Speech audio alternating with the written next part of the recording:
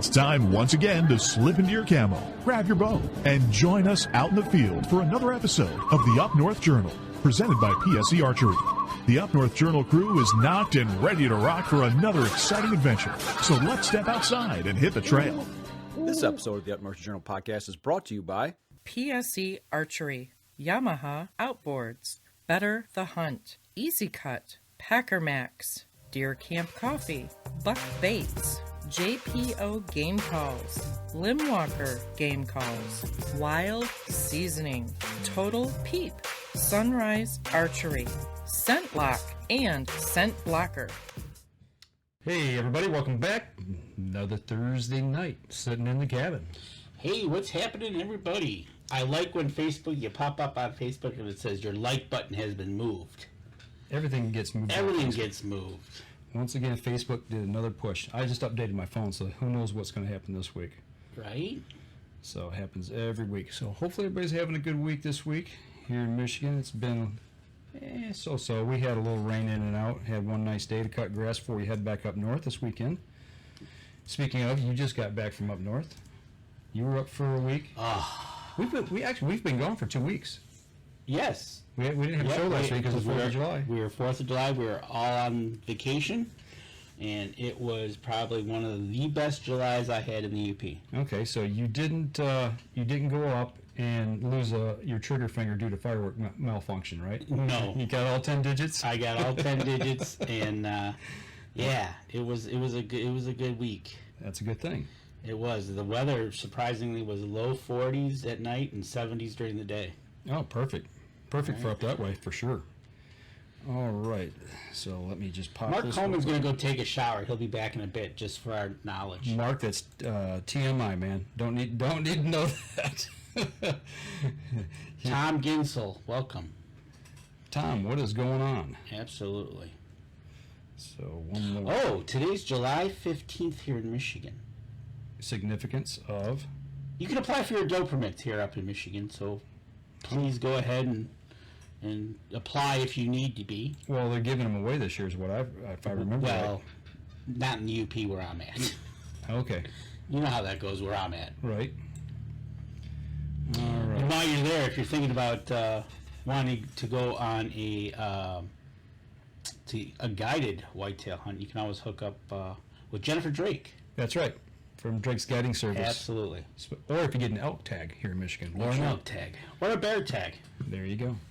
All right, you ready to kick this thing off? Absolutely. All right, here we go. Stand by. 3, 2, 1. Welcome back to another episode of the Up North Journal, everybody. Host Mike Adams sitting in the cabin tonight with Dan DeFall here in Michigan on a pretty pleasant evening this Thursday. It's not too bad. We had some weather come through. I think the humidity's dropping for time being. It'll be back. Right.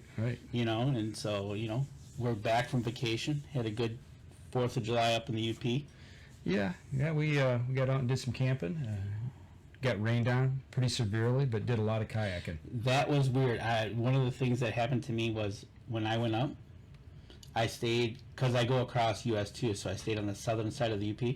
It rained the whole entire time till I headed north, and about when I got to Crystal Falls, where I'm at, it stopped. There you go.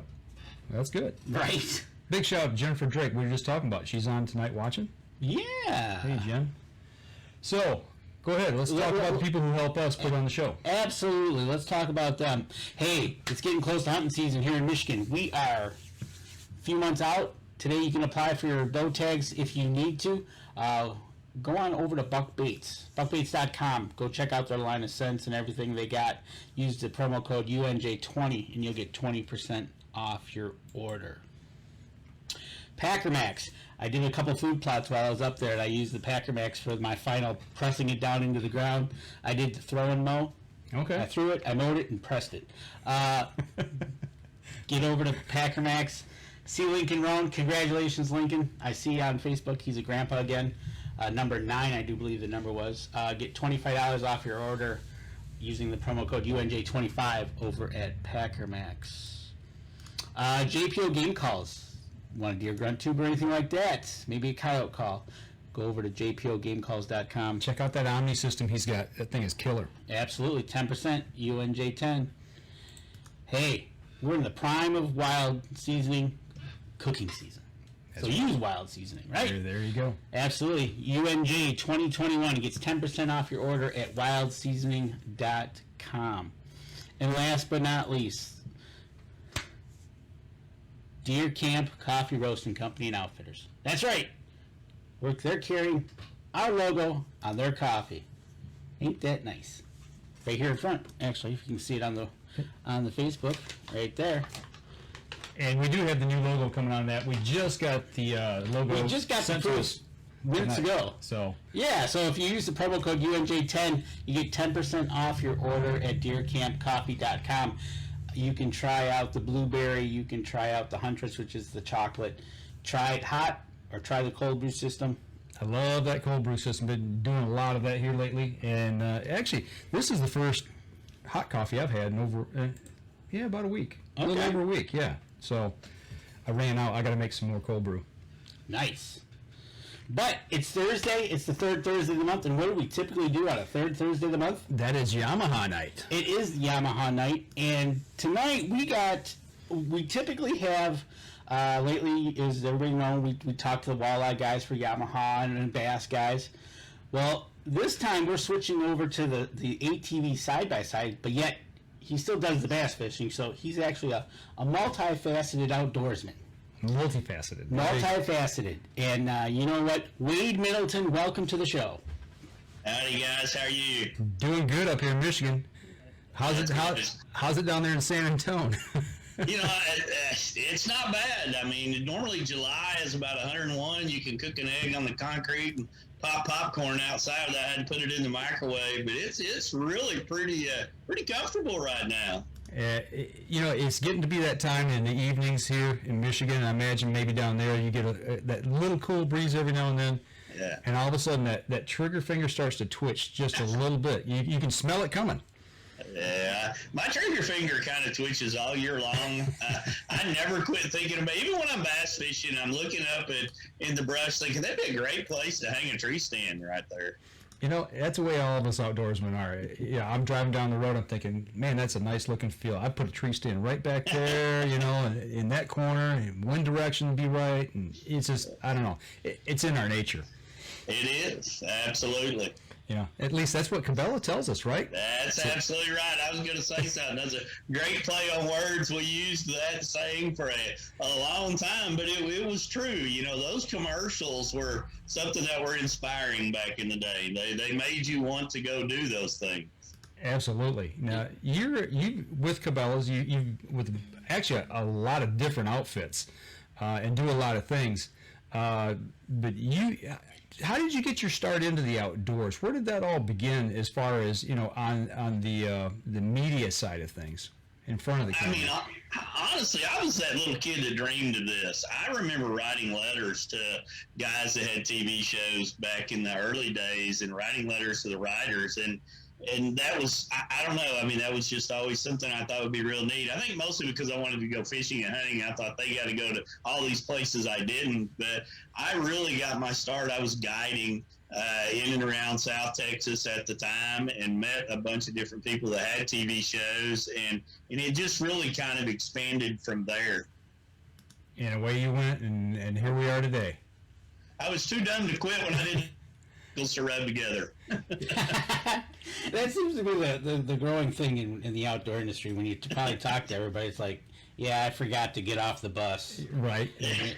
It's one of those things, and you just sit there. But you know what? It is for the love of the outdoors. And for you, being on both sides of the aisle of hunting and fishing, you can see a pond in the backyard, and you're there throwing something at it. Well, I can think about throwing something at it, maybe getting a late flight of doves coming into water or putting a duck blind by the pond. I mean, there's a lot of reasons. When I look at water, I really do. I look at it in a lot of different ways, but I've always been that way. Even as a kid, I was real seasonal in nature. Whatever kind of came into season, I wanted to go do. I just felt like I needed to go do it all. That's awesome. And was that inspired by your dad or your mom or a family member? My dad was really big into fishing. He loved to fish and camp, and I had an uncle that was really big into hunting. So, I got kind of that double experience of people that were involved in it and that enjoyed it. And I think that was probably the reason I got, immersed in a lot of different aspects of it as a kid. And I grew up in southern Oklahoma. We were lucky. There was so much public land, easy access. I could ride my bicycles to places to go fish, and there was a lot of public hunting land. And my peer group as a whole, that's what we did. And I think it's because it was easy and it was free. You know what? One of the best things that I see here in my small town where I live in Fenton is there's nothing better when I see a kid on a bicycle, one hand on the handlebars with a pole, and the other hand off the handlebars is a little tackle box, and he's heading downtown just to do some fishing. I love that. We don't see it enough anymore, and I wish we saw it more. Well, that's kind of a big push that we like also is getting the kids out there, actually getting anybody out there that wants to start fishing or try fishing. You don't have to be young. You can be young, old, in between, anywhere. Just getting outdoors, throwing a rod, bobber. You just get them outside. It doesn't matter what bites. Just watch the bobber go under. I didn't care as a kid even what I caught. It could be a 3-inch bluegill or a 5-pound channel cat. I was just as giddy. I just wanted to watch that bobber start shake, kind of swim off, and then disappear. That is one of the coolest things as a kid is watching that little bobber dink around. Oh yeah, yep. And you know something. Cool. I think it's still cool now, even at this age. Oh, it is, especially when you do the old turn your head to make a conversation or something else, and you look back and your bobber's gone. Yeah. Now we have to focus our eyes a few times to figure out if it really is gone. Right? Yeah. We won't talk about the age factor when you get older. You make sure I gotta have my glasses on to see that, or like now to read the computer, right? And it's like the old rod tips bending and poking down at the water. It's like, yep, there's something there. I understand. It's I saw a thing on the computer here the other day. It said back when we were kids, we were out in the evenings searching for worms, searching for frogs, near the pond. And the kids today are searching for Wi-Fi connections. And it's like, that's so true. I remember going out, chasing frogs and digging up worms to go fishing as a kid. It's just that's just seems to be lost nowadays. Yeah, I don't disagree, unfortunately. Matter of fact, I see Jennifer Drake is on our live feed, and she has Drake's Guide Service up here in northern Michigan, and I think her daughter drew a bear permit. Yeah, I do believe. So a young lady getting out there is going to do some bear hunting this fall. Yeah, that's awesome. So now talking a little bit about getting in the outdoors and getting out there. You're affiliated with Yamaha. We're going to talk about some of their gear tonight. When did that relationship start for you? Well, I started with the Marine group probably almost 20 years ago, running all the Yamaha motors. We used to film a lot of fishing tournaments for them. I've ran a Yamaha for so long that I wouldn't even know what it's like to see anything else on the back of my boat. And then probably about 16 years ago, we started doing work with the ATV, which, became the side-by-side group. And, it's just been a great blessing for us to work with both of those brands and people and watch them, because it is, I've been fortunate enough that I've taken executives out of Japan from Yamaha hunting and fishing and watched them kind of immerse in it in the culture. And it's just been a great partnership for us. It's funny you mentioned that, because the guys from the Walleye Tour, there's 4 different gentlemen that we've kind of got to know here in the last year, and they said the exact same thing, that they brought the gentleman from over in Japan, from the factory over, and took them out and showed them how they use the equipment, and actually they want to know. Yeah, they want to be able to, if there's an improvement that needs to be made, they'll make it. And talk a little bit. You said that you took them out hunting. From the hunting side, obviously that's a whole different culture. What was their experience like? Did they share anything with that? Oh, absolutely. It was, in a lot of cases, it was some of their first experience with firearms. They didn't understand, why we would hunt certain animals at certain times and the whole aspects behind game laws. So it was an education, and on my behalf, it was a great education as well, because you got to see, their interest and their excitement to learn those things, but you got to watch how they wanted to take that into some of the product development aspects as well. So, I mean, the experiences I had with everybody that came over, and I did it multiple times, were actually some of the most unique memories I had, because they weren't what I would call your typical hunting experience. That's awesome. I would think that would be so cool to see another culture getting immersed into something they've never experienced before. Yeah. And I got to imagine, too, that generally speaking, that they were open-minded about it and had a good time. Very much so. I mean, they wanted to find perfection in their shooting. They wanted to ensure that they were, very respectful to the game animals and the property, and the kind of people that I like to hunt with. That cherish the moment, understand there's more to it than just knocking down an animal, and it was a lot of fun and very eye-opening to me as well. Yeah, that is awesome. I tell you what, we're bumping up here on our first break, so let's step outside real quick.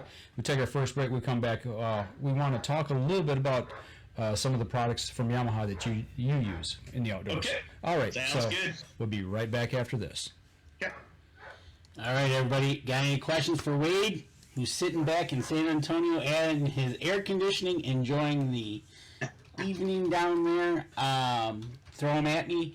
Melissa says, yes, kids need to get out there. Absolutely. Jennifer Drake is going to the Upper Peninsula this weekend. They're going to fish for whitefish. Okay. So that's cool.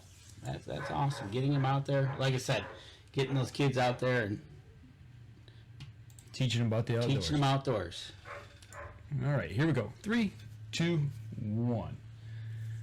We're back here for the second segment. Before we jump into the second segment, we want to give a quick shout out to M123 FM up in Newberry, Michigan, who carries our show. And Danny, you said you've got a picture up there. What's going on up there tonight? Actually, what's going on up there we're going to kind of do this a little differently. You're going to throw the screen up there. There you go. People on the live stream can see this. You can see that it's beautifully and sunny up in the UP. If you're over in Munising, it's still cloudy, or not cloudy, it's beautiful. Over Grand Marinay Island, look at that water. Little sailboats out there, looking nice. And then Sault Ste. Marie, Canada. It's looking across the whole entire UP. It's looking pretty up there. And the bridge, you can actually see the bridge, so that's kind of a good thing. And don't forget, while you're up in Newberry, stop at Cedars to try their pizza. Julie says it's really good, and they also carry Deer Camp coffee. That's right, which we have right here.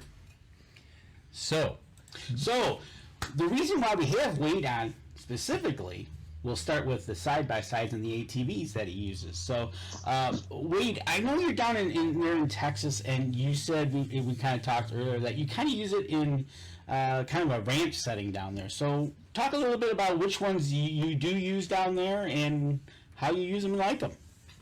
Well, I mean, for us on the whole Yamaha lineup of side-by-sides, it's diversity, because so many properties are different. And what I've learned over the last, 15 plus years of using all the product lines is there's, what may work great for me in my area may not necessarily work perfect for somebody else. And it's not that the unit is bad, it's that the unit may not fit their needs. We can go back and look at the Viking line, a utility a member of the side-by-side family at Yamaha. It can seat, up to 6 people in their big ones with a bigger bed. Well, if you've got a lot of people you're dropping off in a hunting situation, that's probably a desired unit for you.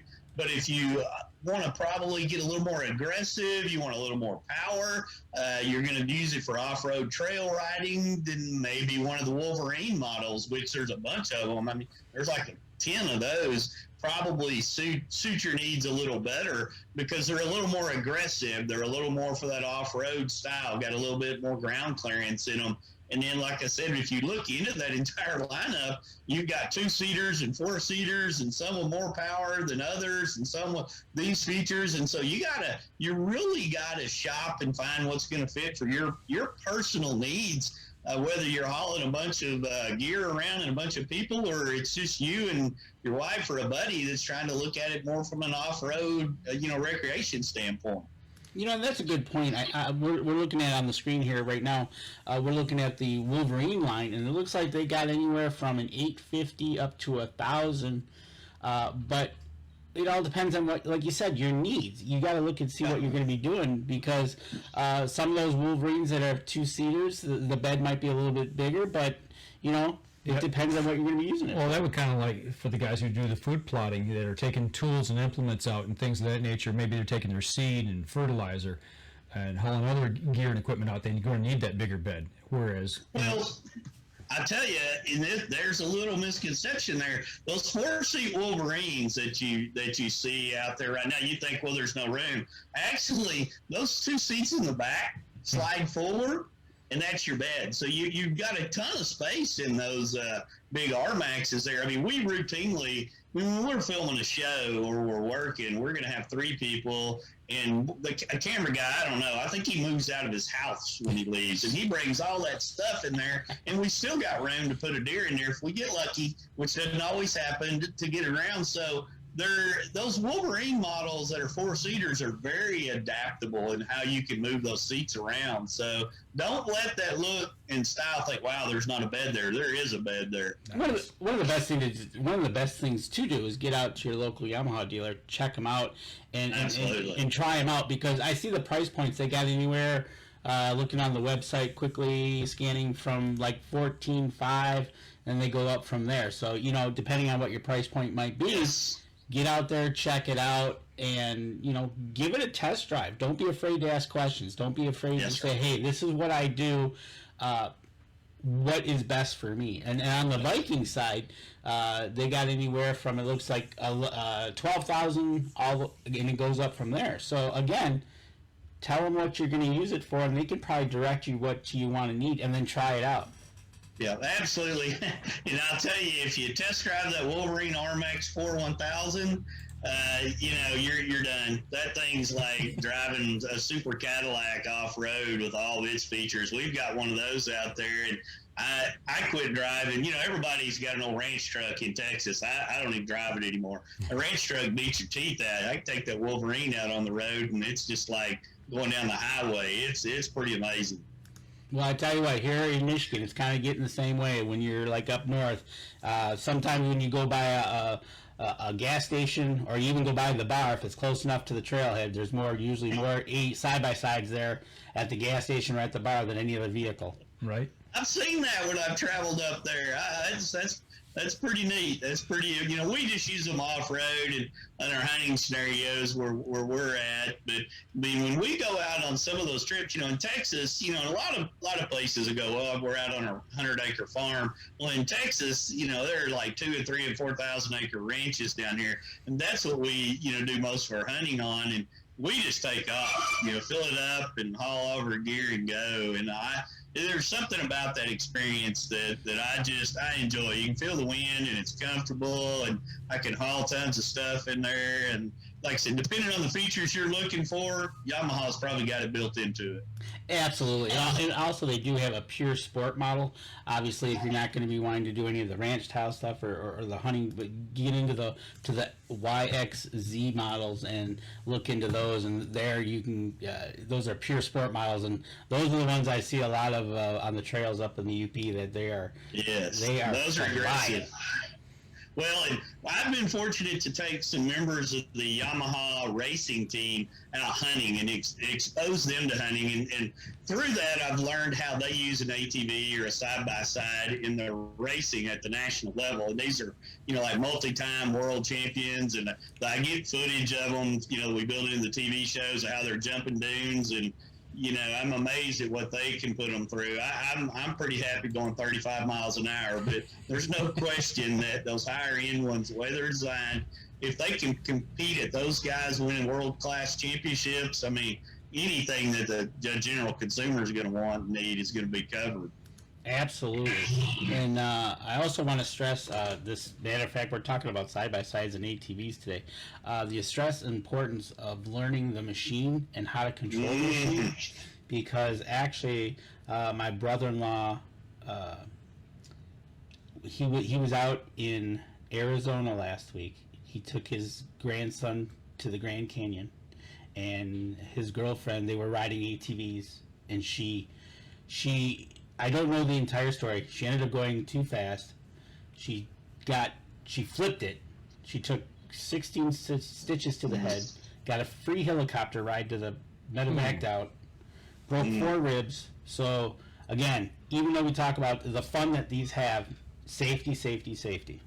Well, and you make a great point, and this is something that we push on all of our shows, all of our social media, and I laugh when I get some guy, sending us a note laughing because we got a helmet on. We gear up for the ride, and it's an important message that Yamaha has instilled upon us from day one, and the reasoning behind it. I mean, we're wearing gloves. We wear boots, we wear pants, long sleeve shirts, eye protection. I can't tell you how many times I've been riding around and you're off-roading in the mud and you hit a stick or something that flies up. Of course, I wear glasses, but, we make everybody else wear them. And then a helmet. And finally, put the seatbelt on. That seatbelt, it's just like driving your car. It should be the first thing you think of, because you can get going too fast and you're in an off-road deal and you're not familiar with that unit, or even if you are familiar with it, it's what you need to do. It's the smartest thing. I mean, those accidents can be prevented, and if an accident unfortunately happens, at least you've got yourself covered up as good as you can in safety gear on, that maybe you don't get any stitches, you just get a little knot on your head. Who knows? Well, case in point, I had a road bike, and this is back when I was a lot younger, and I was wearing a helmet, but I didn't have my leather jacket on, and I was checking out the ladies, riding along, and shot a wave to one and shot a wave back, and when I turned back around, I was only doing 25. The van in front of me stopped for in the road because there was a little bit of gravel where they had done some construction. By the time I had just turned my head and looked back, I was right at the back of that van, and it was, either hit the van, lay it down, I grabbed the fistful of brakes to lay it down. My helmet was tore up something fierce, only at 25. And I thought, good Lord, I'm so glad I had I did get a little road rash on my arm. It wasn't severe or anything, but the point is, just 25 miles an hour.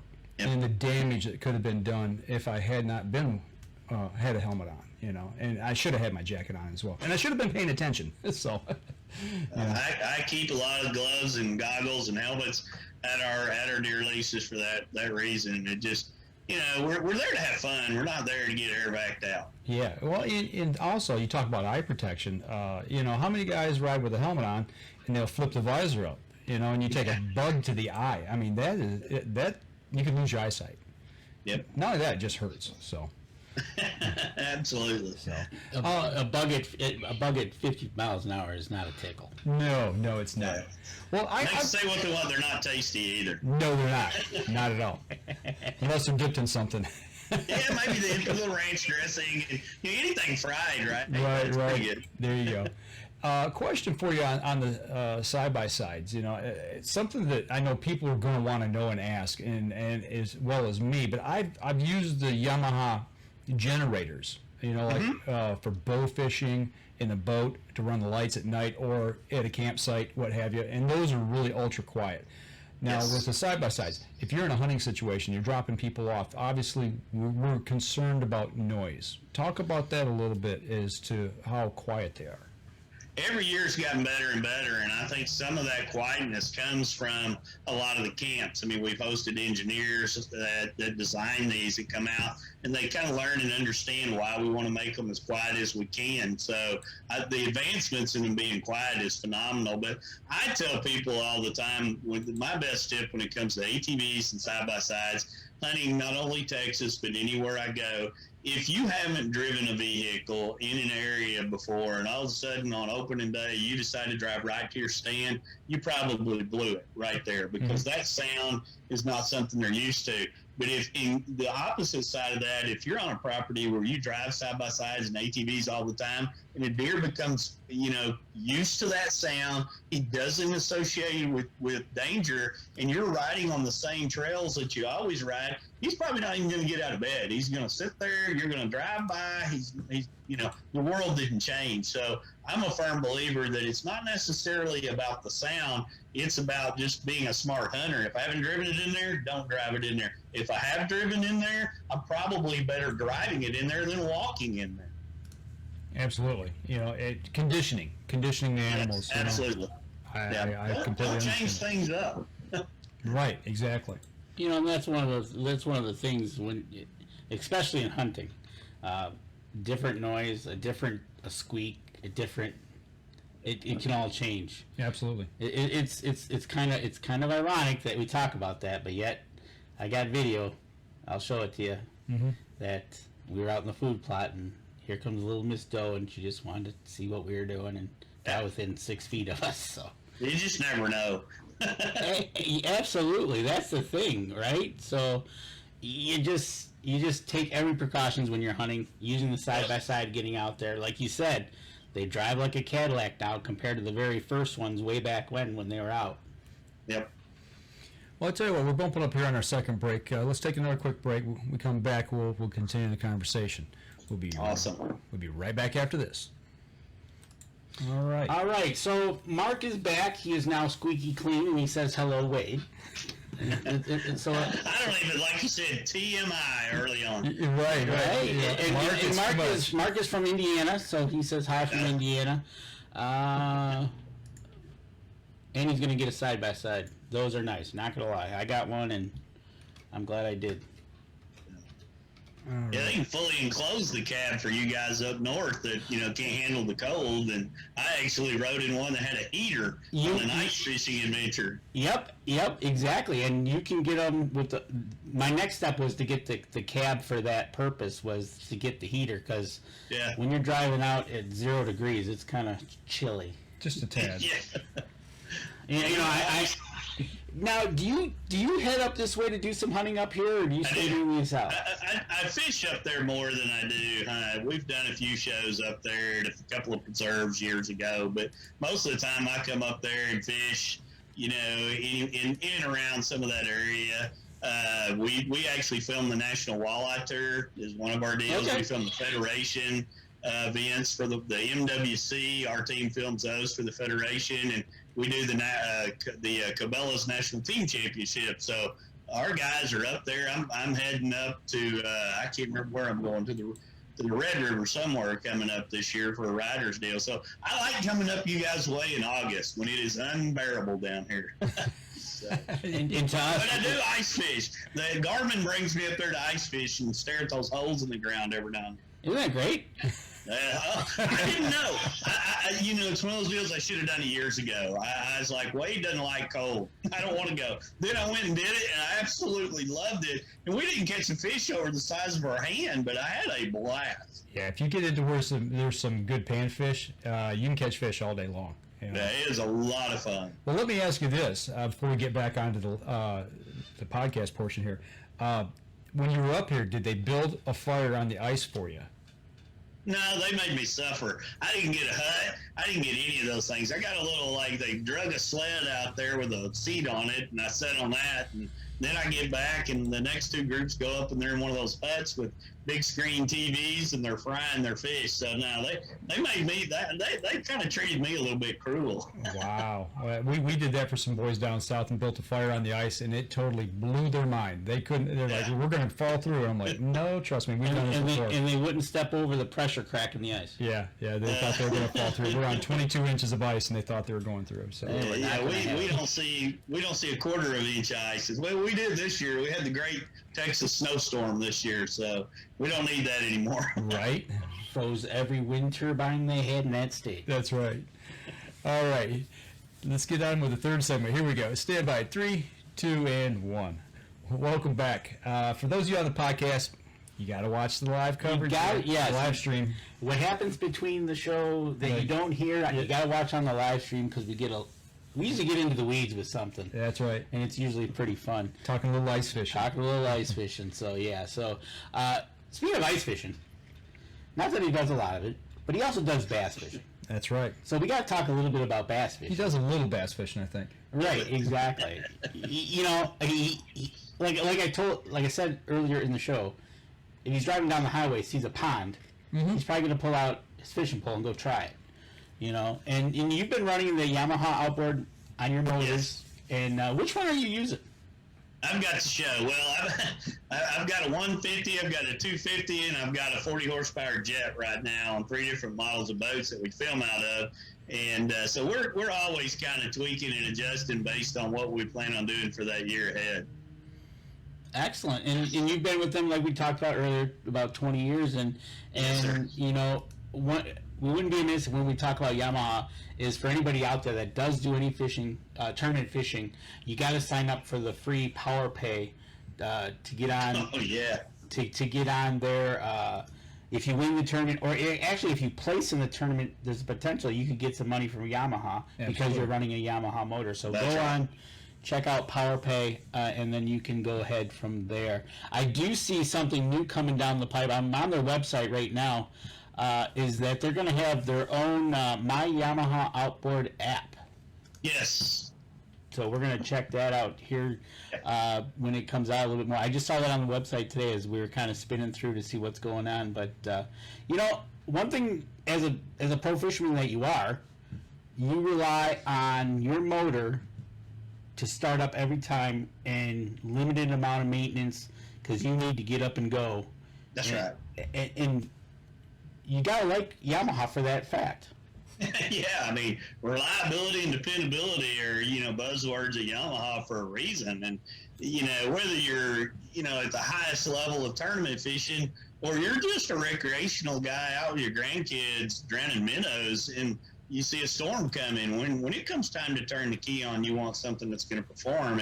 And that's what you're looking at when you run a Yamaha. And there's a reason behind that. Once again, the same things we talked about in the hunting, applying the fishing. Those guys that are designing these, that work on them, they get out and use them. It's not just somebody designing something with no experience. And so they understand the need for those aspects to really work and perform. And like I said, it doesn't matter whether you got 4 quads on a 37-foot Freeman or you're running a little John boat with a 9.9 on there. It's all about working when it comes time to turn it on.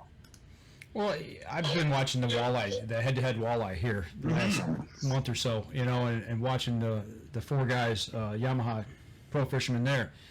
And it amazes me, when they're really grinding and they're head-to-head and they're, within a 1 or 2 fish from the next guy, or maybe they're up a fish or 2, and there's only minutes left in the tournament, all of a sudden they'll fire it and jump to the next spot. And I'm like, yes, those things, you talk about a hole shot, those things come out of there and they're down the lake or river, wherever, in no time and set up and fish. That blows my mind how quickly you guys do that. And I got to imagine for you it's the same. Yeah. Time is money. Time is money. And you're probably talking about guys like Joe Okada, Robert Blauser, some of those guys that are, longtime Yamaha pros. I've actually been fortunate enough to fish with both Robert and Joe at some Yamaha media events several years back up there and share time with them and understand what they use it for in walleye versus necessarily what we would use it for in saltwater or bass fishing.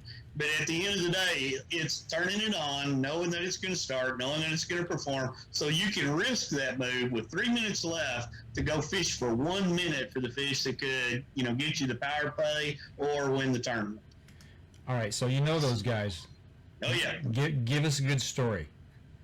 Well, I fished with Joe, and we were on a Michigan lake, and this has been a long time ago. I'm sorry I can't remember what lake it was. We're at a media event, and I didn't know him from Adam. Of course, he didn't know me from Adam, and we're running across the lake, and we're going to walleye fish and stuff, and we're going around, and we drift up close, and I look down, and there's like smallmouth on bed everywhere, and I'm like, hey, can we fish for these? I mean, they're on the beds, and he and I literally for, I don't know, we got like an hour of fishing, and it didn't know each other, but we bonded over catching all kinds of smallmouth, like 2 little kids that have known each other a long time. And I've been fortunate to follow some of his career now and watch him grow as a walleye tournament angler. And but I always remember, it's not going to be walleye fishing when I think of Joe Okada. It's going to be thinking about me and him smallmouth fishing. But there's like 2 docks, and they were just everywhere. And I was like, man, let's do this. And he was all in. Just catching fish made us both happy. That is awesome. And that's a true statement. I was watching him today on the live feed, and he actually caught a crappie today. Obviously not catching the walleye he needed to catch because he did lose his head-to-head. But, you see that smile. No matter what kind of fish it was, he was smiling when he caught it. Obviously, he needed that his cousin to come over, but he never did. But like you said, you bond over hunting, you can bond over fishing. It's just those few minutes he had with him sounded like a blast. Absolutely. That is so cool. And Mark Coleman does make a comment about you, Wade. He says, "Do you love what you do? It sounds amazing." Oh yeah, I mean, I still to this day get up just as excited of doing. I mean, yesterday we were out at our deer lease. We had to shoot some photos for Smith & Wesson, and we were filling deer feeders. And we broke down. We were hauling 2 giant trailers across the deal, and I had to walk about 3 miles to get back to where we had all of our side by sides at, so we could get stuff around. And I was just as happy, walking through the brush, looking at places, as if I would have been catching 10-pound bass. I don't know. I may be the luckiest guy alive in my mind, because I still just get as excited every time I go, whatever I'm going to do. And speaking of being a lucky kind of guy, got a picture of a deer you shot with a pistol. Now, tell us about that pistol, because that thing looks humongous in the photo. Which one? Was that, did you get that off of, was it like a big silver handgun from the Smith & Wesson Performance Center? Can you tell? Sure. Yeah. So I got to be clear here. I took up handgun hunting a little over a decade ago, and there's a lot of big handguns that I have fallen in love shooting. And so one of them was the 460 XBR. It's got to be that, and if it's a big long barrel. And it's a big silver. Looks like it'd break your hand. Dirty Harry doesn't have anything on that one when he holds the gun up. But I really have taken a love of handgun hunting, because it requires a different trigger discipline than shooting one with a rifle. And once again, I like to hunt with everything: crossbows, compound bows, muzzle loaders. I mean, I will hunt a deer with anything that's legal. But that handgun hunting is something that I am still really 10 years into this, understanding and learning all the nuances of trigger pull and the ballistics and how each handgun performs, because they really perform very different than anything I've ever shot. I had the fortune of taking a deer with a 44 mag. Yes. And you're right. There's just something totally different about it. Aside from the trigger pull, I mean, there's the excitement I had of taking a deer, taking a doe. It was a doe. It wasn't a big buck or anything like that. I mean, I was shaking like a leaf because I had the pistol, and I was going to take this animal with a pistol. And it's just something I always had on my bucket list. So yes. I understand a little bit of that. What caliber is that handgun? If it's the one I'm thinking of, it's a 460. So, I mean, I've shot them with everything up to a 500. That is a wallop of a gun. I've shot a wallop. You feel it? Yeah, you feel it. I've shot a 454 Casull before, and yes. Yep. The percussion that comes back off of those is simply incredible. It doesn't rattle you or hurt you. No. You feel it, but it's almost like it subtly moves you, if that explains it correctly. In understanding the different loads, like you can shoot a 45 long Colt out of some of the same places you're shooting that 460 out of, and I'll practice with that 45 long Colt because it has less recoil and less energy to work on trigger pull. Mm-hmm. But then when it comes time to hunt, if I want maximum performance, I'll go up to that 460 round, and it just really understanding your limitations, just like bow hunting. Some guys are comfortable shooting a bow at 40, and some guys don't want to take a shot over 20. And it's the same situation in handgun hunting. There's guys that I have been fortunate enough to have mentors to teach me things about handguns. They can dot eyes at 100, 125 yards, where I'm good at 50. I don't want to disrespect the deer by taking that shot. I might shoot at the paper at that deal, but they're so competent in it that they're like me with a rifle. It's a different game, but they're experts at it, that I call. And I've always been a believer: understand your limitations and set up your hunts to that style. Everybody's effective range is different. It is, and that's something we preach here on the show as well. Is because I know a few years back when the Drurys shot a turkey at 75 yards and the Facebook just blew up about how unethical it was and everything. And he said, look, this is what I practice. I'm comfortable with it. That's right. It's I can do it. Exactly. If you can do it, just like you said with a handgun or with a bow. Some of these guys get out there, shoot 100 yards, and it's no big deal. That's right. They're better than me at that. And so if they know their equipment and they know the conditions are right for it and they can pull it off, that's great. But and one thing I try not to do is say, hey guys, you can do this at home but you got to practice. And you do. And you know, I look at crossbows the same way. You know, you can shoot I've still tested a bunch of 10-point crossbows last year, and I made shots at 125 yards where I was shooting, you know, 2 and 3 inch groups with a 20-mile-an-hour crosswind. I don't think I'm that good enough. I wouldn't want to shoot at a deer like that. There's too much loss of downrange energy, too much, you know, risk of lack of penetration to get the broadhead to perform properly. But giving it to me at 40, I'm gonna shoot him all day long. Yep, exactly.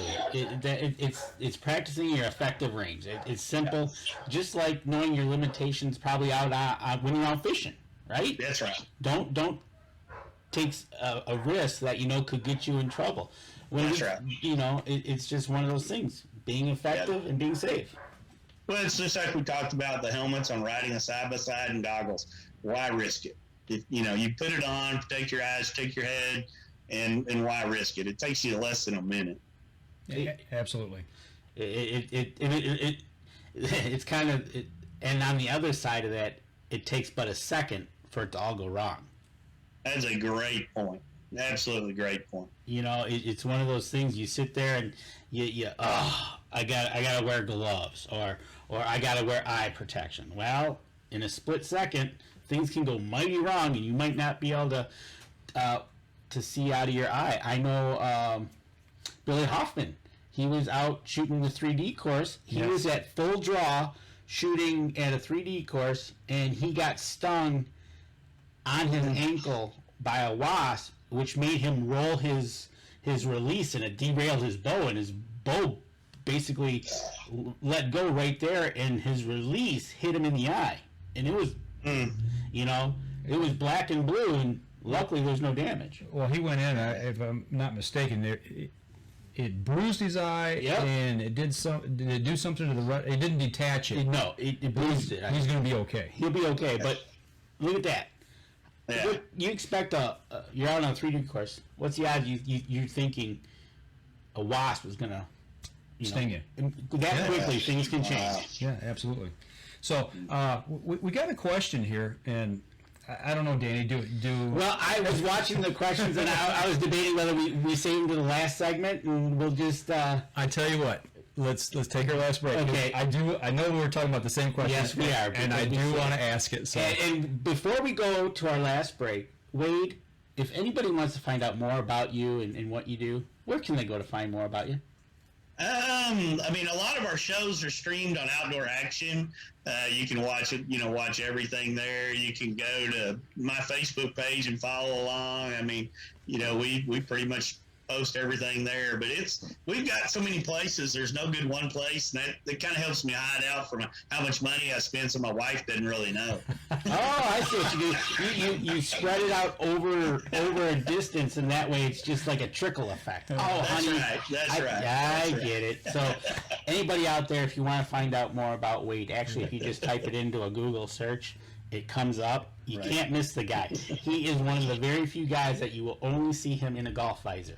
There's that's right. Air conditioning. It's his trademark, and that's how I recognized him, because the name was hitting me, and I couldn't. As soon as I saw his picture, I saw the visor. I said, it's the visor guy, obviously. So we'll go to our last break. We'll come back. It'll be our turn to ask you some questions that we always ask our guests, and we got a couple of questions in the hopper waiting for you anyways. Yep. Sounds good. All right, we'll be right back after this. All right, folks. Yes, Melissa, your questions are up on deck. So we will be asking those questions, and we'll be asking our interviewee questions as we speak. I've got a new question I want to ask this Okay, week. that's good. So something that Well, the fishing on the walleye, the head-to-head, the last 2 days, 3 days on the Mississippi Pool too. They have not caught hardly any fish at all. They're not getting any bites. The conditions are just horrible. And I gotta give hats off to the two guys that were doing the commentating and the color. They managed to take 5 hours, 3 days in a row, and make it entertaining. So and hats off to them, because that's not easy. To sit there and talk about nothing. Especially when 8 people today caught 3 fish. Oh wow! Yeah, it was because the rule is they need a 2-pound fish to be scoreable. Actually, one guy caught a 7-ounce fish to win his, because they needed something to score. It was a tiebreaker, and it was called Dinkfest. It was Dinkfest. A 7-ounce walleye. I mean, they said that was like what they stocked the lake with. Right. It's fishing. It happens. It does. What they're kind of saying is there's a lot of feeder. It's that time of year where there's a lot of feed in the water, and basically a walleye can just run with its mouth open, and then they're going to get fed. Yeah. So. It just happens. There's nothing you can do about those things. Well, it's just like hunting. It's why we call it hunting and not. That's right. And not catching. So. And Mark Coleman does make a good point that there's a big difference between having fun and horseplay. It's always respect your equipment and your surroundings. Yep. Absolutely. That's a good point. Absolutely. All right, here we go. Last segment in 3, 2, and 1. Welcome back. Last segment of the show. We're going to get into some questions. Yeah, we're going to get into some questions. But before we do, there's something I wanted to give you props to about first responders, a hunt coming up, or they can get involved in. Yeah, we try to do some things like that all the time. This is Bucks for the Brave that Sportsman's Choice Record Rack does, and it's about 3 years ago is when I first became aware of it. It's really neat in the fact that an Army guy, Navy guy, Air Force, first responders, Coast Guard, there's lots of different categories. They can simply submit basically a letter. You can write it for somebody. Somebody that's worthy out there, for lack of a better word. That's a hero in your opinion. And I mean, there's been 90-year-old folks and 25-year-old folks that have won this and gone on them, and they take them to this really nice Texas ranch where some people have put together an effort to, make sure they're rewarded for what they've done. And it's just a neat event. I mean, Donald Trump Jr. all the way down has shown up to, pat these guys on the back. That is awesome. The people that put their lives on the line for us. I mean, what better way to reward people like that? It's called Bucks for the Brave Heroes Hunt. And if you go over to Wade's page, you can scroll down in there. There's a video over there, and you can find out more about how to nominate your hero for the hunting trip of a lifetime. So there you go. If you got a hero out there, first responder, put them in. We hear stories every day about people going above and beyond the call of duty, and putting their lives at risk to save ours or to make sure that we're safe. So can't say enough good stuff about those people. That's why we get to do what we're all doing right now. There you go. Absolutely. Yep. If it wasn't for the guys out there and gals protecting us and fighting for us and putting ourselves in harm's way, we couldn't get out and have the fun that we so much enjoy here. So. All right, Wade. Couple of questions from the crowd. Melissa Baudou asks, "What's your favorite fishing memory during your childhood?" That's a good question. Camping with my family, no doubt about it. There was one spot we camped at all the time, and I would walk away from our little pop-up camper. Back then, it seemed like it was, 25 miles, but now I go back there, and I was only walking like 100 yards. And there was a little trail down to this spot, and there was a rock about just as far as I could cast a Zebco 202, because that's what I had back then. And I would sit there and cast at that rock with my little red and white bobber and catch panfish. And as I got older, I learned I could catch catfish around it. And then that, without a question, is my favorite memories as a kid. I mean, I know where that rock is today. I know where that road is today. And I can close my eyes and still visualize it. I don't know who has not used a Zebco reel. That's what you cut your teeth on. That's it. It's like as the Zepco. I mean, I Well- remember those days, and then you had to spin the cap off, and then Yes. Well, my grandson, That's it. my first grandson. I've got 3 grandkids, but my oldest, he'll be 5 at the end of August, and I'm contemplating getting him his first real rod and reel and tackle box. Yes. So that's the direction I'm leaning. And if That'd be awesome. if my daughter's listening in, don't tell them. right. Don't lead on. That'd be awesome. And Melissa also asks, "What's the biggest buck you've caught?" Catching deer is really, really tough. So, I Sorry, actually Melissa. haven't caught any. So, she was being nice, saying caught instead of. yeah. No, killed. I understand. We're gonna be politically correct. Sorry, Melissa. We had to have a good laugh. Had to have a little fun with that one. Yeah, and obviously there's the group of guys that do that whole Catching deer. catching deer. Catching deers, that's kind of what triggered me to say that. Yeah. Yeah, no. Those are a bunch of good old boys. We saw them at the ATA a few years back, and Did you? what they are on camera is what they are in person. Yeah, That's good. good stuff. Oh, here's one. What's the best barbecue in Texas? Oh wow, my wife's.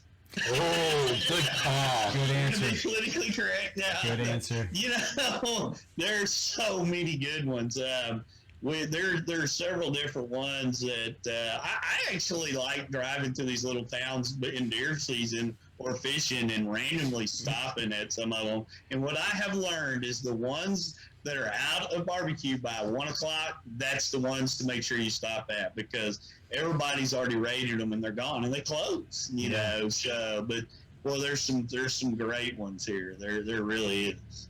If you're ever in Tuscaloosa, Alabama, stop at Dreamland. Okay. That place has got phenomenal finger licking good barbecue, just straight Okay. up, and that's all they do is barbecue. Good. No beans, no slaw, I no remember nothing. that. It's one of those places. So Even Melissa laughed. See? yeah, well, good. We had We gotta a get- good laugh. She's never been ice fishing, so we got to get her up here to do some ice fishing. We're going to try to arrange something to get her out on the ice. We're It's a great adventure. I should have done it years ago. going to build a fire on the ice. That's you got to have enough ice. Yeah, I was to going do to say, that. we got enough ice. Got to have enough ice to go ice fishing first.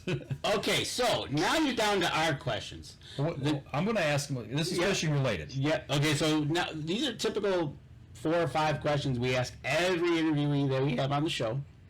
And the first one is, obviously you travel a lot. You're whether you're flying, driving, boating, side by side. You have a radio. What are you typically listening to? A music podcast? What type of music? What do you listen to? I am a channel. I still just surf the FM radio dials. So I literally listen to everything from talk radio in San Antonio to some guy named Jay Gonzalez out in Del Rio, Texas, when we're out there, to wherever I'm at. I'm not necessarily a podcast guy. I don't download music. I just listen to local radio about wherever I'm at.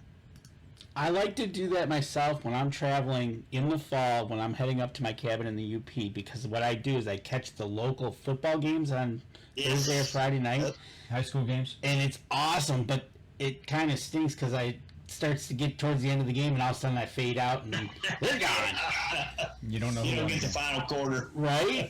So, okay, so you're listening to your FM station of choice that's coming in. You're still driving. What's your favorite snack while you're listening, driving, fishing?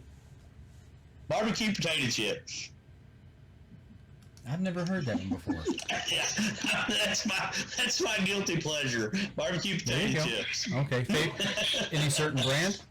Yes, guys, barbecue potato chips. They're out of Missouri. In fact, my mom used to mail them to me. My wife buys them on Amazon and ships them in. I mean, as a kid, I loved them, and that's, you only kind of find them in one little part of the world now. But that's, I mean, if I had to pick a guilty pleasure, that's it. Strange that you say that, because one of the things when we're out doing remote newscasts, like if we do a special show, one of our news anchors we have to have a bag of barbecue potato chips for her, and they're just for her. If anybody touches them, they get their hands cut off. Hey, I'll share mine. But that's the same way. So yeah, that's the first one we've had on barbecue potato chips. Hey. All right, go ahead with your fishing question. All right, so I heard somebody ask this the other day, and it got me thinking, since we're interviewing you, what is the strangest thing that you have ever pulled out of the water on a hook?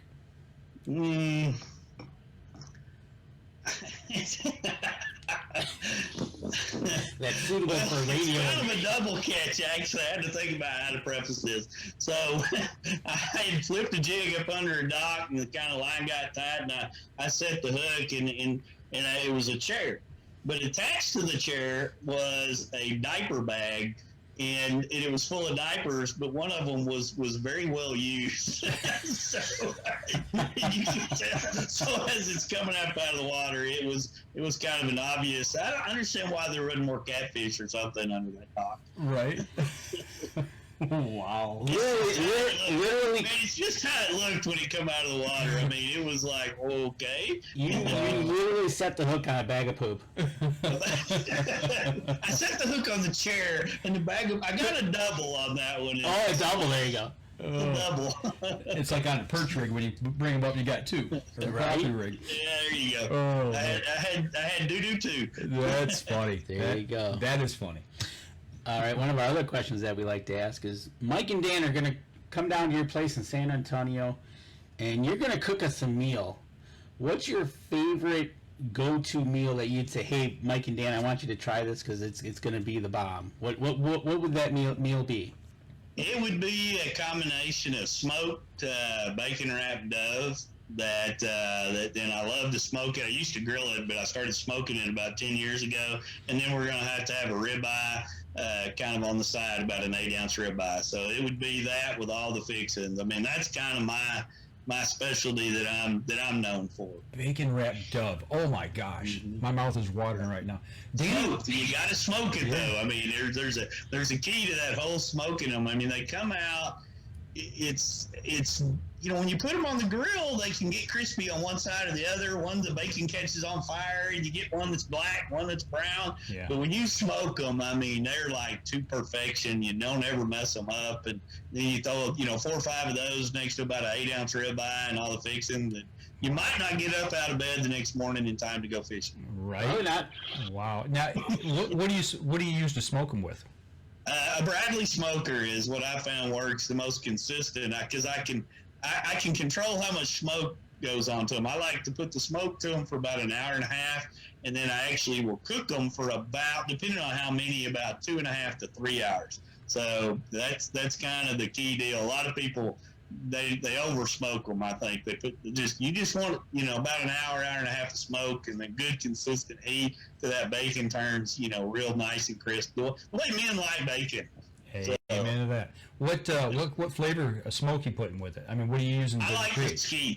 Okay. I use mesquite, and then what I do is I get a jalapeno cream cheese and about 3 jalapenos that I fillet my doves off the bone, and then wrap them, and then kind of put one piece of bacon going around it, one piece going the other way.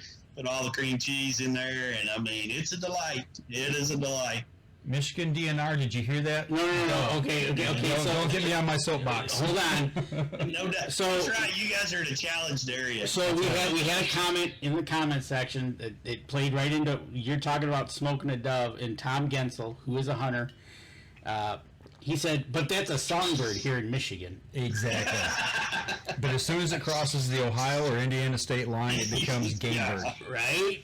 And Mike and Danny, Mark Coleman wants us 3 to go down there and have some smoked dove. Come on There down. you go. Okay. Melissa also asked, this is kind of what's your, man, this is going to be a tough one actually, I think, for you. What's your favorite lure? That is tough, because I'm a guy that will catch them on anything. I love to catch them on a topwater bait, but probably I'm going to have to say a soft plastic imitation craw that I can flip in the bushes. There's something about that vibe. But once again, I throw whatever they want to eat. That's my favorite of that day. Absolutely. From craws to frogs to everything in between. Doesn't matter. Yeah, I don't care. I mean, if it's going to nibble on it, I'm going to set the hook. There you go.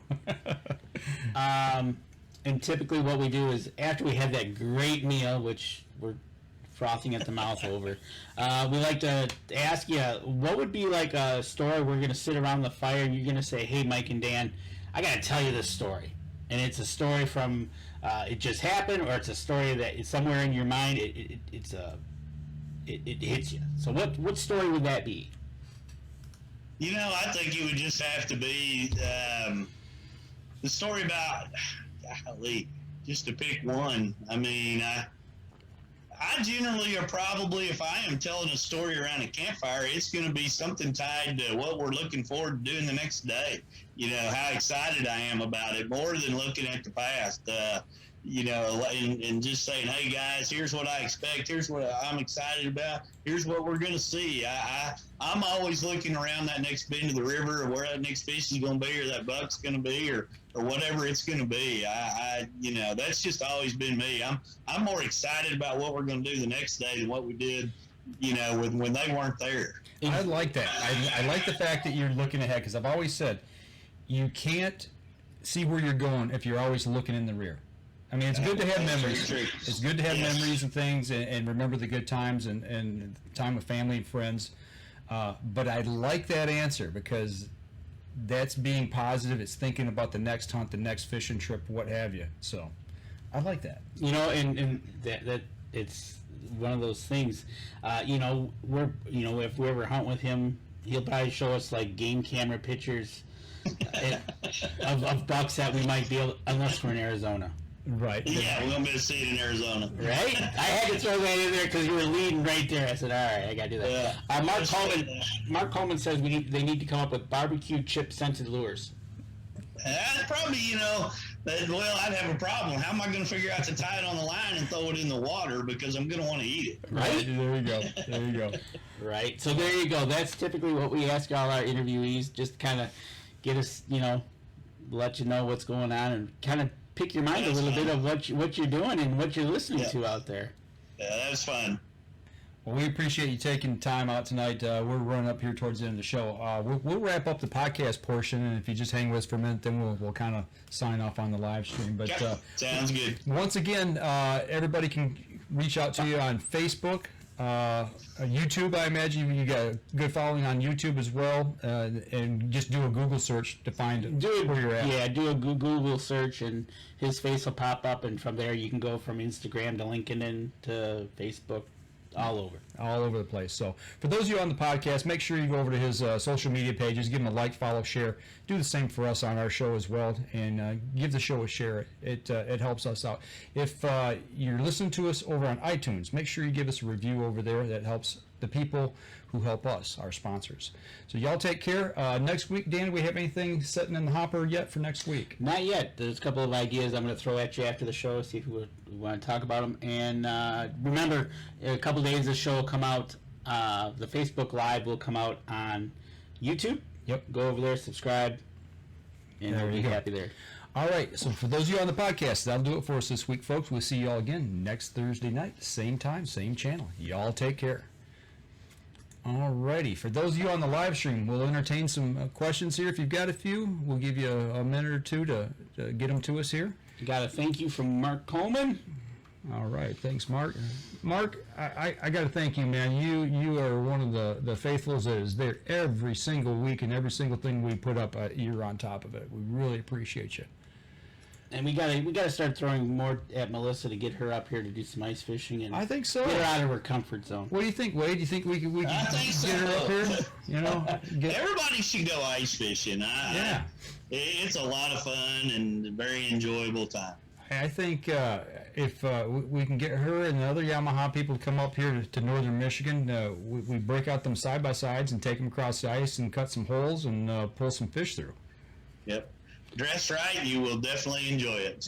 It's not uncomfortable at all. There's nothing better than when you're sitting out on the ice and all of a sudden a nice car comes driving by on the ice, and you're watching the water just kind of bounce in the bounce, hole. and you're like, yeah, that's good. Yeah, and you're actually you're laying in your cot inside your sleeper shanty, and you're jigging through the hole.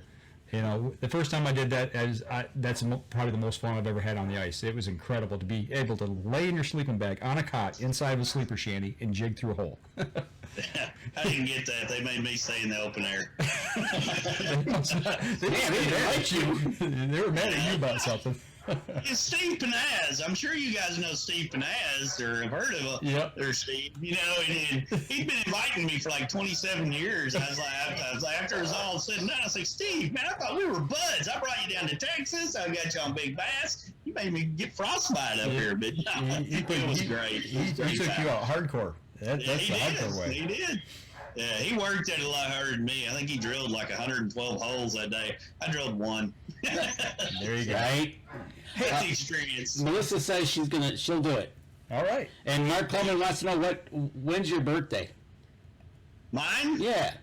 January 3rd. Ooh, nice. New Year's, so the whole world gets to celebrate.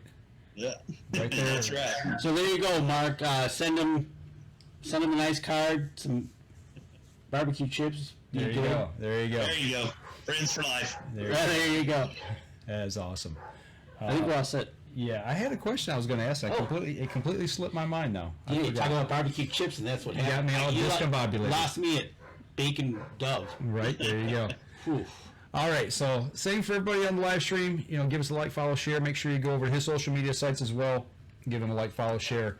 And like I said, next week we'll be back. We don't know what we've got in the hopper just yet. We'll discuss that, but you'll know next Thursday night. And Wade, just hang on with us for the show here, and we'll let you go. So, all right, everybody, that'll do it for us this week. We appreciate you all sending in the questions. Wade, we appreciate you being on the show. Thank y'all. And we'll see everybody next week. Y'all take care.